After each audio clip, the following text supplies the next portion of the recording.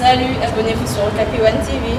Salut chers internautes, vous êtes nombreux à nous suivre, mais pour que vous continuiez à suivre parfaitement notre chaîne, n'oubliez pas de vous abonner et de partager massivement. Allez, abonnez-vous, cliquez dessus, je vous attends. Allez, abonnez-vous.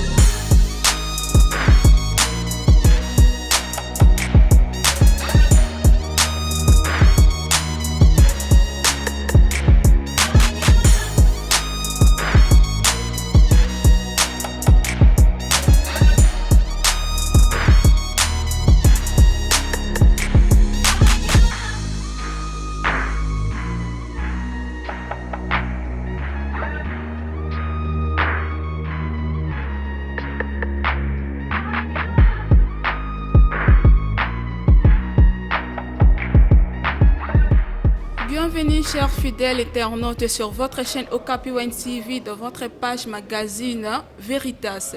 Alors aujourd'hui notre thème porte sur les enjeux de l'ère. Alors sur ce plateau je ne suis pas seule, je suis accompagnée avec mon invité, le cadre du Puna, allié de l'UDPS. C'est avec lui que nous allons partager ce moment ensemble. Alors je dis bonjour. Bonjour madame. Alors comment vous allez monsieur? Oui, c'est bien moi Namboka Pati Malanga, somi yaba Congolais nyoso tu, nazali vraiment kimia, et longo na ba imboka nyoso oyo ba mesana kola nanga butulo kola moi, na tombe libino lisusu longo nyape mokakoswa. Alors là c'est monsieur Pati Malanga. Alors monsieur Pati Malanga, quel apport avez-vous de l'UDPS par rapport à monsieur Vital Kamerhe? Merci beaucoup maman Joséphine Namutuna Kitoko. Monsieur Kamerhe taki allié de taille. Oui. Azali moko oyo to bundi na ye bitumba oyo de débit ya ma ponami kino tokomi na pouvoir. Azali moko oyo to négligeaka été to kotika la ko négliger été. Mais le mal est que il a marché conformément selon volonté. Il y a Tata Mokonzi Ekolo témoin Mboka Félix Antoine Tshisekedi. Biso toye na pouvoir na biso o ezali basé sur instauration ya état de droit, démocratie, justice et progrès social. Comment on appelle kotala kozongisa mboka na nzela tolobaki ke o nyonso tout. Ndenge Tata Mokonzi Ekolo lobaki ozala pire ngai. Ozala cousin, cousine, petit frère, grand frère. Soki oyebi na kotia maboko na yo na kanyaka ya l'état. Oui, bien qu'on marche conformément selon volonté du peuple congolais, d'office de justice et qu'on s'en charge nayo. Raison pour laquelle Ndeko Kamerhe, le Kolaïba qui n'a qu'on marché conformément selon volonté, il y a loi ya mboka na bisote, c'est pour cela les lots azali incarcéré na kati ya prison centrale ya Makala. Bien sûr que tozali toujours na état de droit, tozali na démocratie, baza libre. Ya koyeba na ko réagir autrement selon ndenge ba monelike makambo yango tambola ki na ndenge longo banité, raison pour laquelle bo moni ba interjecter appel ba ki na niveau ya cour d'appel pour na kolobaki ba yebi na komona makambo yango esalemi na ndenge longo banité nde justice ayebi pe na koyeba na ko prendre acte parce que ezali constitutionnel, mais quand bien même cela biso toza fier tous en la confiance à justice en Bokanabiso parce que tu as dit que justice en Bokanabiso eza ko tambola pe ko salema na ndenge longobani uta boye ya mwana mboka Félix Antoine Tshisekedi na ngwende ya Kibokonzi ya Ekolo Congo. Maintenant état des droits de l'homme, ils n'arrivent pas monsieur Vital Kamerhe oh ce pe po bazape belé hein ce to bandolande la dossier ba procès wana nyonso bazé belé. Mais non par rapport na partie na EP bazo sala ba marche. Yé moi, je Vital Kamerhe azalaki na pour nous soutenir bino. Mais aujourd'hui, tant on a la procès abandon le baka, notre chef de l'État azoti kangarabu. A soutenir chef de l'État, mais les gens diraient azomona ndeba PCM Congo, parti à UDPS. Au PCM Congo, batundem sous sa partie bazo rendre visite. Na ba marche o salemi biso même tout monde yango. Tout le monde bata UDPS soanate. Maintenant ça dit à quoi? Merci beaucoup maman Joséphine Namutuna Malamu. J'espère bien que Ndeko Kamerhe azali allié na biso ya lelote oyo a accompagné ki biso na bitumba oyo na moment ya maponami kino to komi na pouvoir. Mais ce n'est pas dit que ceux qui osali alliés na biso nde au marché contre volonté à peuple parce qu'il y a eu le pouvoir au peuple pour les peuples par les peuples et bah le pouvoir aux alliés bah imboka bah peuple congolais et tant que yo za ko tambola kibudi selon volonté à peuple congolais mais pour nani inte justice ba ko s'en charger na yo ceux qui t'ont accompagné dans mon conseil école les attaques que ba na ko marcher contre volonté à loi mboka na biso oyo ndeko kamere asali ezali koyeba na koboya kotosa o etali mibeko ya mboka na biso parce que ba pesa qui est une grande responsabilité azala qui on a comme directeur ya cabinet tam konje ekolo il faut quand même ayeba na ko agir na ba responsabilité na ba potentialité azaki na yango non pas que se comporter contrairement selon moko ya programme pe ya plan d'action biso toyaki na kati ya mboka oyo tant to sala ki cash ezali cap pour les changements moko ya structure wana ezaki na vision ya koyeba na ko instaurer démocratie justice pe koyeba na ko marcher conformément selon état de droit ya mboka biso Kongo ndenge to lingeli mais tant yo siko buki yango okomi ko marcher contrairement selon volonté ya baimbo kandenge to lingaki to tambola o monite ke okokoya kaka na mbeba pe soko koyi na etumbu ba koyeba toujours ko katela yo etumbu yenge bene na mbeba oyo koyi na yango ndeko kamere soki lelo oyo aza reconnaissant na bolingo tamu konje kola zaki na wan verrier akoki koyebisa toujours na bato na ye bayeba na ko se terre bayeba na koluka kimia parce que papa azakaka moko ye wana Félix Antoine Tshisekedi ye azali lokola mama ye azali lokola moko oyo a accompagner tata na musala oyo azako sala lokola ye a se retrouver bisika wana bana wa ye bazali ba kozala toujours na se makolo ya tata oyo ezali mwana mboka Félix Antoine Tshisekedi awa marche zo salima na Goma tout monde marche Maniema tout monde marche na ba province ya na tout monde marche mais bazo senga liberté ya mwana mboka Vital Kamerhe. Tout le monde a qui liberté provisoire, bah c'est un qui est déjà rejeté dans Robinson Joséphine, ils ont déjà rejeté. Mais à quoi ça sert à couper cette liberté provisoire aussi longtemps qu'il y a imbo kaba congolais sur bayebi, bah landa qui procède na noir sur blanc dès le début jusqu'à la fin. Même maman a été kakandunda, même maman a été kamatembele. Ah na oba tam sakamaki. Ba yebi ko manuela procès wana na mozindo pe na bolai et raison pour laquelle ceux qui a kolobazo la liberté provisoire en guise de quoi aussi longtemps que ba indice ya culpabilité o eprouva qui suffisamment que non aza coupable na oyo etali etumbu oyo bakatela ki yenge bele na mbeba oyo ya salaki a quoi est bon ya koluka moya ko kende de gauche à droite biso tozo pe sa confiance na justice en mboka biso Congo yemo ko pe sa confiance na justice raison pour laquelle baza libre ko interjecter appel baza même libre au Kinata tina cour de cassation mais le ko la baké na niveau à cour d'appel total ndenge makambo ko ba na salema tozana ta ko politiser dossier à Kamere tout le monde va comme ko politiser yango la preuve est tout le monde va visiter comme va visiter moko oyo to s'attendait qui n'ont même pas to comme comment la bande ko nemi to comme comment la bande ko ben to comme comment même na banganga ya Nzambe ya église catholique ba besho ba comme ko kende ko tala et pour quelle fin bande ko ebele oyo ba mais toujours comprendre mais to comprendre que ezali toujours cause ya état de droit au mona mboka Félix Antoine Tshisekedi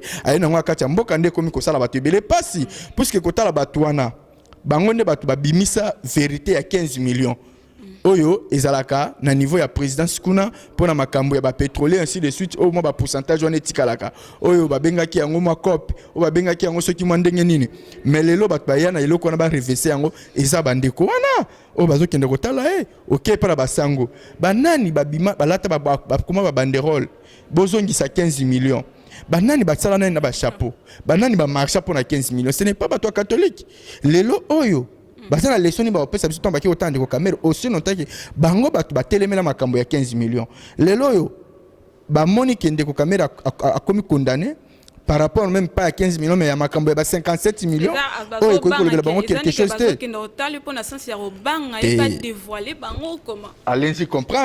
allez-y comprendre que batuana bazaki na bache mabe pe bazana maele mabe baza déjà batu oyo baza ko lakisake baza ba hypocrite baza ba scrube baza ba pharisien ba sadducéen batu na mitema mabe o babo ki ko sunga même Jésus Christ oyo ki na se amoyi oyo pona ko yeba na ko sauver mokili elongo na baike oyo batu ya kela o se mokili oyo ndenge moko pe ko mona ke bande ko na biso wana baza ko ya na hypocrisie à l'égard ya pouvoir mwana mboka Félix Antoine Tshisekedi mais to bani déjà ko yeba na ko talisa bango mabe na bango pe to yebisa ki bango ke code na bango ya déverrouillage et si to yebi yango bientôt to za ko verrouiller bango non bango ne bazo comprendre te mais biso to yebisi ba on to yebi nyonso baza ko sala batika côté le mela oyo justice c'est lobby justice nde ezali au centre de tout la justice qui élève une nation et la justice est au milieu du village batika justice ça musana yango soki azana mbeba oyo ko sala ki toujours ba na ko maintenir 20 ans de prison ba katela ki on a toujours maintenu soki ba moni que non un niveau à cour d'appel n'est pas interjecté qui appelle et pour ça qui bah na ko diminuer quand même peine naé et ça ne dérange pas mais de toutes les façons bah même on a politique à ko politiser ngo bazo non et ça n'est pas si il y a des données mutu comme ko sala bango les dossiers politiques les dossiers politiques étaient parce qu'il y a des preuves et des indices de culpabilité oui ça qui est azala à condamner à 20 ans de prison mais le petit plépé veut savoir les épreuves parce que du début jusqu'à la fin un procès. Bon, c'est qu'on a une chaîne internationale RTNC. Mais pourquoi pas aussi montrer aussi les épreuves? Il y a M. Vital Kamerhe qui bat tout le monde non Aïbi. Parce que votre sous bazo batté, marche n'est pas parce que Aïbi a détourné pété. Non, maman Joséphine, batika koko ça peuple congolais a mon amkete. On ne peut pas voiler la face. Nous devons qu'à dire la vérité à la population congolaise. Nous sommes qui procèdent à noir sur blanc. Il y a des blanchissements d'argent. Il y a des détournements, il y a des preuves du détournement. Pourtant, dans le code pénal, en article 142, si je ne m'abuse pas, au moins, il signifie disposition, détournement de zalaka. À quoi est bon ya kokende ku gauche à droite aussi longtemps que mabe c'est salimi. Mbeba c'est alisi qui non, oh bon ba sala ki wana eza contrôlement c'est leur volonté ya mibeko ya mboka na biso. Comme il y a eu le détournement là-bas. À quoi est bon de gauche à droite pour nous coloquer oh et ça les bien les alliés vol intellectuel. Ce n'est pas peu importe qui vol. Les alliés vol moko intellectuel donc ils vol moko OK non yo état caractère affirme fandi mais oza ko commanditer kaka. Oza ko commanditer kaka. Donc vous devez quand même savoir que non, il y a eu quelques éléments qui prouvent suffisamment que non, il y a les indices du détournement, il y a les indices de culpabilité là-bas. C'est 20 ans de prison, la justice a condamné M. Vital. Maintenant, qu'est-ce qui manque pour le président Al-Comme Darot nommé pour place de quelqu'un a vu du boy. Directeur ya cabinet ezalaka mutu azana obédience ya mutu oyo azako assumer responsabilité to fonctionnaire. Par exemple un ministre, par exemple un mandataire comme président de la République tout consort. Directeur à cabinet ba yela kai mukondité. Mokondinde atiaka imoko selon obédience nae directeur à cabinet azalokola moi si wayo ce n'est pas n'importe qui azalokola moi si wayo ayebi secret na yo ya li conjugal makambu nyonso tu ndenge mo pena directeur à cabinet aza mutu ayebi makambu nyonso yo za kosala azana contrôle sur ba dossier makambu nyonso ya repana yo na oyo traitaka tu ya yebi yango donc ce n'est pas n'importe qui ko tia wana ce qui tellement konje ko la pesa qui confiance na caméra ce n'est pas pour rien parce qu'il ayeba ki azaki moko accompagner qui pe azaki déjà moko yo azala ki na idéologie oyo ya tata konje ko mais le mal ané to moni aki à côté et on a vite compris que école oye pa uta est différent na école moi na mboka Félix Antoine Tshisekedi parce que ndeko caméra uti na école ya AFDEL PPRD ils allaient école soutenir détournement corruption impunité conclusion ainsi de suite mais école moi na mboka Félix Antoine Tshisekedi ils allaient école ya Etienne Tshisekedi quand Etienne Tshisekedi les écoles moko ils allaient qui beaucoup plus basé sur instauration état de droit démocratie justice et progrès social raison pour laquelle de bomoni moi coïncidence wana sali ke makambo ke na ndenge longo banité mais ko luka directeur à cabinet et ça na ngoli kamoko simple na mokonze ko la que cette fois-ci a kotomber sur une erreur o ekomela ki e longo na mona mboka Vital Kamerhe raison pour laquelle il faut ça la choix moko excellent choix moko ko apporter un plus na niveau ya cabinet na ye était que président de la République muto akoyeba na ko répondre na batati pe na ba besoin sur le peuple congolais par rapport ya koyeba na ko sala o ezali facilité ya courant ya chef de l'état na directeur à cabinet un peu pour wana liboso à peuple congolais yango koto wana tout mo konse kola dans la précédente pour na ko bimisi la biso fouya malam ou dans la com directeur à cabinet nae maintenant pensons à l'auto-reprise en charge du FCC par le président actuel. Oui, on a vu ça se passe même dans la chaîne PMSOS dans les différentes chaînes. Il a donné des ordres au président actuel de changer tout gouvernement. Toutes les personnes qui sont au gouvernement, les personnes qui vont manquer du respect, déjà de ne pas respecter ce que le président Fachi, ce qu'il est en train de dire, de donner des ordres, de changer. Parce que, tu as vu que, Congolais, le petit peuple, aïbaki que, non, président, il y a Fachi à la Sénécara, pété car il y a président. Mais il y a une décision au moni. Mais lorsque tu as dit que, Yemoko, l'ancien président, a pété ordre, c'est-à-dire, comme il y a ou comment. Piso ba petit peuple se poser ba question ezana ko banga moi comme banga akomo tikani makamango comme. Mais non, les débuts, les gens ne comprenaient pas le pouvoir de son excellence le président Félix Antoine Tshisekedi, que nous appelons communément modérateur suprême du FCCK, y compris la Mouka. Ce n'est pas pour rien. Les débuts, les gens pensaient que non, président Félix est manipulé par les sénateurs Kabila. On les appelait marionnettes, on les appelait manipulateurs, ainsi de suite. Mais ce n'est pas ça la réalité des choses. Maintenant, aujourd'hui, la population congolaise a compris que non, il n'y a qu'un seul président de la République, c'est Félix Antoine Tshisekedi. Il n'y a qu'un seul leader qui incarne la vision et le changement du pays, c'est Félix Antoine Tshisekedi. Ce n'est pas pour rien que la mise en place, au niveau de la justice, puis au niveau de l'armée, où il a dit que notre temps colondé ayebi na konome na kosala changement kosala ba permutation oyo epesi même vertige na bande ko na biso ya FCC ba komi koloba bilobalo ba komi ko bango moko ba komi ko interpréter constitution na ndenge longo ba nécessité ba bosani constitution mais ba komi na perte de vitesse. Ils doivent comprendre que non, les dirigeants qui 18 ans, ils comprendre déjà. Non, Yémen est un des chefs de l'État, Félix Antoine Tshisekedi. Yémen n'a pas Kwazate, oh non, il y a qu'un seul Yémen, c'est Félix. Oh, bah, on va dire que le Barana, c'est un échappatoire. D'une façon, il y a que ça là, on va bien les corbeaux et les renards. Donc, il vit au départ de celui qui l'écoute. Maintenant, quand des abongotés pour Azo Lukakaka et Loko, une fromage. Maintenant, quand des minutes, tu es sur un atteint un changement. Donc, quand on a besoin d'un changement, il faut tous un dirigeant moko oya koyeba na ko répondre na volonté de la population nae au lieu que tous un dirigeant oyo azako vivre na ndenge ka okina ba flatterie na ko kumisa na kozongisa bo. Ce n'est pas ça la réalité au peuple congolais à cause là. Raison pour laquelle ba congolais souvent ba ki président Zaka Félix. Yene mutaza ko incarner la République démocratique du Congo.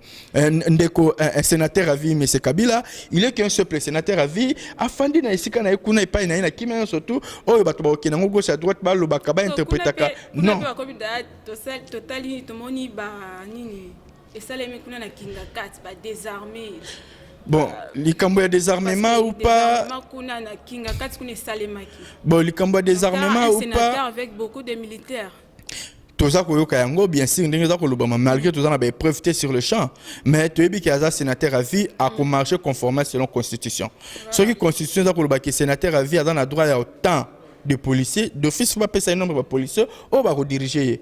Mais un sénateur à vie dans la droite, il y a couvert tout un bataillon ou bien toute une multitude de militaires. Non, wana eza contrairement selon volonté de la constitution. Mais tu as dit que un sénateur à vie, azamo quoi déjà imboka oyo, azape mutuna boanya mutuna maele, akoyeba na ko marcher conformément selon la constitution de Mboka. Malgré bato azako interpréter pe ko le bébé. Mais na minute ba on va comprendre que président Zaka moko même les gens là du FCC ils ont compris la preuve année où tu comment la té basala ki réunion na bango ya jeunesse moko wa ba mbo komi ko yemba lisusu o soki nani anazonga bitumbe makasi bitumbe makasi ba komi ko yemba yango quand les gens commencent à chanter comme ça ngape na zongi na tango biso ba Christ to sambela ka ba chrétien au moins na soki toza ko yemba ke diable za ko déranger yo o komi ko le pas Jésus Christ hein.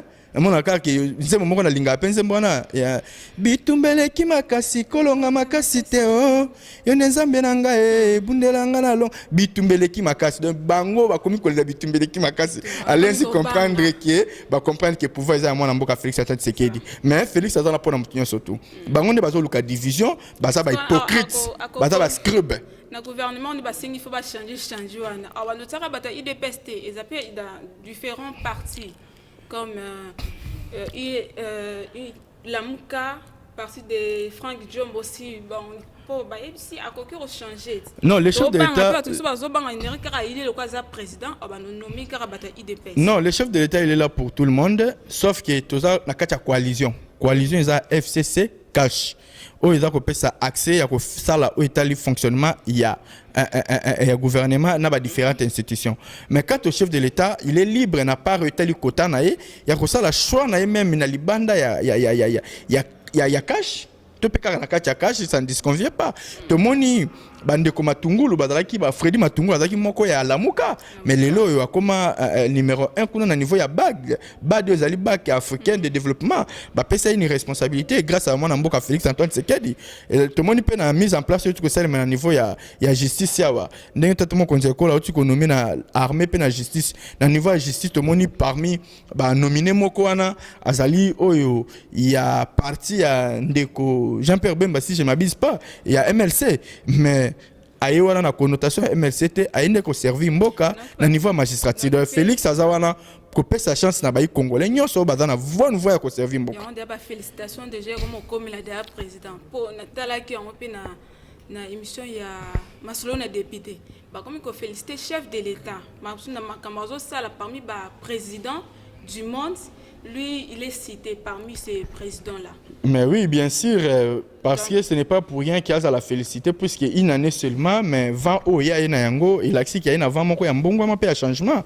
Et ce n'est pas donné à tout le monde. La volonté politique au Félix Azana yango, ceux qui baimboka batikelier tant, ba PC sous chance. Si ça mandat il y a 5 ans, nous espérons. Non, il y a encore du temps, ne vous en faites pas, madame, il y a encore du temps. Pour préparer la préparation de l'élection 2023, mais bien sûr que ça, mais il faut que la citation de le Kanango, citation de Tiabiso en débandant la difficulté, bengi coronavirus, oyo, et binako, même la biso, difficulté à ce qui concerne les moyens financièrement économiques, oh, les lots, et Tiabiso en difficulté, mais nous espérons que dès que la citation sera décantée, ma camion qui est normal parce que vision tamo konza ekolo ezali vision oyo ya koyeba na ko respecter maïnyo so ya ibisa ki peuple congolais pendant tout au long ya campagne na yeke promesse na ngai na koya pona ko zongisa sourire na kati ya minoko ya bayi congolais et nous espérons que tôt ou tard tant que mandat na ezana nous jusqu'à la fin de son mandat le peuple congolais va boutiquer de bonnes choses. FCC soutient la démission de Eteni Longondo. Maintenant, qu'est-ce qui se passe là-bas? Pourquoi il soutient seulement sa démission? Bon, en quelque sorte, c'est ça parce que tu comprends que dans le FCC, il y a ce que nous appelons les hypocrites, il y a des scrubs, il y a des pharisiens et des sadducéens. Bazakuna, baza ko voiler la face pour na koluba ke baza boye aussi longtemps que baza bato baza komi bomba na sima ya mabe. Mais s'il y a un problème, il faut le dire. Ndeko Eteni azali moko ba ministre oyo azana obédience ya cash mais dans la carte il y a plateforme biso FCC cash mais ce qui ndeko Eteni à commettre ma ndenge vice ministre il y a santé za koloba dans l'obédience il y a FCC ce qui il y a des preuves ils a kotal ça que non il y a eu la détournement il y a mbongo oyo Banque mondiale a pesa ki biso pona makambo ya Covid-19 mais qu'ils viennent avec les épreuves va prouver en gros ce qui est yé a détourné mbongo wana d'office mais je dois protéger mon tuté il a payé juste un véhicule à ça l'espère moi a payé que ce somme de combien a utilisé 1 million seulement il y a lobby clair na mbongo au Banque mondiale a payé qui yé a réceptionné na maboko na autant et dans bon ya réceptionné qui yango pe atia qui on a disposition makambo tali Covid-19 les restes wana to éviter ba ministre non so ba espèce mo mituka et ça ka yemo côté est-ce que wana les kama mutuka zali kamba lobela tous les ministres sont véhiculés sauf que mutuna mutadane n'a pas la responsabilité na par rapport ndenge nini aza ko assumer responsabilité na niveau ya ministère na ye ce qui ndeko eteni aza coupable mama na yebiso que pouvoir à Félix e ko bomba miibité et ko battre la miibité et puis protéger miibité ceux qui osa coupable ata ozali ndeko Félix mbir master Félix ozali moko ya obédience ya tata mokonzi ekolo mwana mboka Félix Antoine Tshisekedi yeba que justice ko s'en charger na yo to yo wana ko bomba batu na mabete to yo wana pe ko protéger ba matoyi mangbongité to yo wana ko tia bango na disposition ya justice ceux qui aza coupable ndako ya ye ezali kuna na kati wa boloko pona ko yeba na ko subir peine o yenge bene na mabeto pe na mbeba o ya yebi na ko sala président a rejeté Marambia, il y a Ronsard Malone. Donc, à ça la pété. Oui, ndeko Malone. Après, c'est moi qui Malone, il commence à réclamer bon appel ça pasteur. Il m'a raso singango. Ouais, c'est quoi? Donc, on ne comprend pas. Mais si vous disiez comme ça, je suis encore étonné, madame Joséphine, parce que... Bon, moi, je n'ai pas confirmé. On est allé dans les réseaux sociaux, on a dit, bon, là... on a TV. Ah bon, on a évité, parce que jusque-là, on a la preuve de Syriango, mais ceux qui ont dit lobby, ils commencent à réclamer l'argent. Vous allez étonner, parce que ceux qui... Kanyaka et Tambola qui... Et vous allez étonner, ceux qui ont dit Kanyaka, on a déjà qui est présent, c'est la corruption. Et wana pe mbongo ya bongo basengaka yango te ezaka lokola mbongo ya diamba kope ya diamba mutu areklamaka te parce que soki oreklame bakokanga yo de ceux qui a commis koreklame eza ya solo il sera poursuivi et arrêté na likambo etali Rosar Malonda tata mokonzi ekolo aki clair na maloba na ye aboyi Malonda te mais abiki il y a pas de soubassement donc la procédure n'a pas été respectée. La preuve année na ibisaki bino prochainement que bango même bango moko ba parlementaire ba tika ki ko respecter o etali règlement d'ordre d'intérêt na bango te na article 49 malgré ba ki trop vite en besoin pour na koyeba na ko interner Malonda et même la population congolaise ba lakisa ki me contentement na bango pour na koloba ki ndeko Malonda azalaki moko ya fruit il y a tricherie il y a mabe ba baviro esema ki na ba élection ko banda 2006 kino 2018 malgré na niveau il y a 2018 il y a eu quand même quelques transparences na etali ba élection à niveau présidence mais na etali législative provinciale quand même transparence c'est la quitté la preuve année tolingi que tozala cette fois-ci na un bon dirigeant ou à ko diriger seni azala na une bonne moralité azala loyal cohérent juste pe aiba na ko respecter ba principe ya seni o babengaka yango commission électorale nationale indépendant impartialité ya seni il faut na mutu moko o ya ko na ko respecter ba mesure wana c'est pour cela toza koloba ke non choix wana fait la choix moko excellent pe ba aiba na ko mabiso na o etali réforme il y a loi organique ya seni na réforme ya loi électorale ya seni e bana ko salema pour que toza na seni moko ndenge ya bamboka bapaya ezalaka pour que toza na seni o ya kibudi za surtout moment élection bat bakoma kokima bakoma ko luka moya ko bima na mboka tolingi yango te. Salut chers internautes, vous êtes nombreux à nous suivre, mais pour que vous continuiez à suivre parfaitement notre chaîne, n'oubliez pas de vous abonner et de partager massivement. Allez, abonnez-vous, cliquez dessus, je vous attends. Allez, abonnez-vous.